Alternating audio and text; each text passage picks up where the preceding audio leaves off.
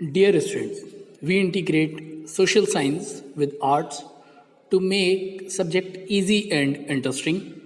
Today, our art integration project or activity topic in a study of visual resources at home and the surrounding and means of creative expression.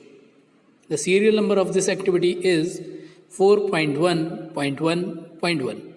जैसा कि आपने पिछले videos में देखा है, आपको बताया गया था कि सीबीएसई के सर्कुलर नंबर 33 में आर्ट इंटीग्रेशन प्रोजेक्ट और एक्टिविटी को सब्जेक्ट के साथ इंटीग्रेट करना होगा, जिसमें आज हम आर्ट को सोशल साइंस के साथ इंटीग्रेट करेंगे, जिसमें आपके सब्जेक्ट को इजी और इंटरेस्टिंग बनाया जा सके, जिससे आप चीज़ों को आसानी से समझ सकें, उन्हें विजुलाइज कर सकें और अपनी क्रिएटिविटी के द्वारा उसको और ज़्यादा इजी और अंडरस्टैंड कर सकें।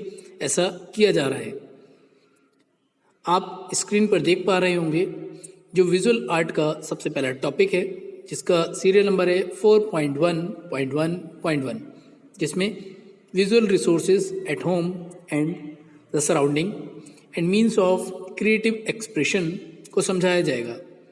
इस टॉपिक में हम उन सभी विजुअल रिसोर्सेज की बात करेंगे जिनको हम अपने घर में या आसपास में देखते हैं या डेली यूजेस में देखते हैं। तो चलिए स्टार्ट करते हैं। उससे पहले जानते हैं कि हमारा टॉपिक आखिर क्या है। इस एक्टिविटी में हमारा टॉपिक है एग्रीकल्चरल सिस्टम। जैसा कि आपको पता है कि आप एग्रीकल्चर के बारे में जानते हैं कि एग्रीकल्चर यानी खेती, जिसे फार्मिंग भी कहा जाता है।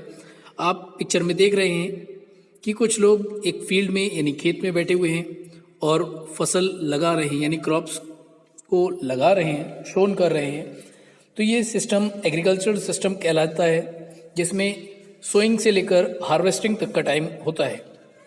साथ ही हम इसको अलग अलग पार्ट्स में देखेंगे, जिसमें आपको बहुत ध्यान से इस वीडियो को देखना होगा और समझना होगा। जैसे व्हाट इज़ एग्रीकल्चर, ये एग्रीकल्चर क्या होती है, फार्मिंग क्या होती है, खेती क्या है, उसको कैसे किया जाता है, किस जगह पे किया जाता है, ये सारी चीज़ें आपको वीडियो में बताई जाएंगी कि पहले के समय में खेती कैसे होती थी, अर्ली मैन खेती कैसे किया करता था, जब ह्यूमन ओरिजिन था उसके बाद उसने खेती करना स्टार्ट किया, उन सभी चीज़ों के बारे में बात करेंगे। इसके साथ ही हमारा जो दूसरा पॉइंट आता है वो है एग्रीकल्चर इन इंडिया। भारत में खेती कब शुरू हुई, किस किस तरीके से खेती की जाती है भारत के अंदर, और अलग अलग जो डिफरेंट टाइप्स की फार्मिंग है उनके नाम के बारे में जानेंगे कि क्या नाम है उनके और कौन कौन सी क्रॉप्स इंडिया में ग्रो की जाती हैं या उनका कल्टीवेशन होता है। ये सारी चीज़ों को यहाँ पर हम जानेंगे। इसके बाद हमारा नेक्स्ट टॉपिक आता है एग्रीकल्चर इन कर्नाटका।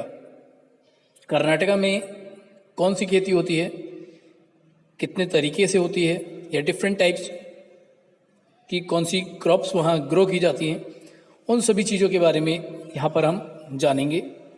इसके साथ ही हमारा जो पेयरिंग स्टेट है सीबीएसई की तरफ से हमारे लिए बताया गया है, जिसमें हमारा पेयरिंग स्टेट है कर्नाटका और कर्नाटका के साथ में है उत्तराखंड।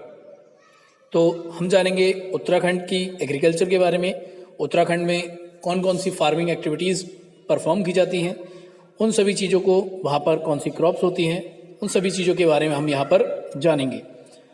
तो चलिए देखते हैं कि कौन कौन सी खेती हो रही है, कौन कौन सी क्रॉप्स हो रही हैं, उनके लिए कैसी सॉइल की रिक्वायरमेंट है, कैसे टेम्परेचर रेनफॉल की ज़रूरत है। इन एक्टिविटी के लिए सभी स्टूडेंट्स को करना कंपलसरी है। It is mandatory for all the students.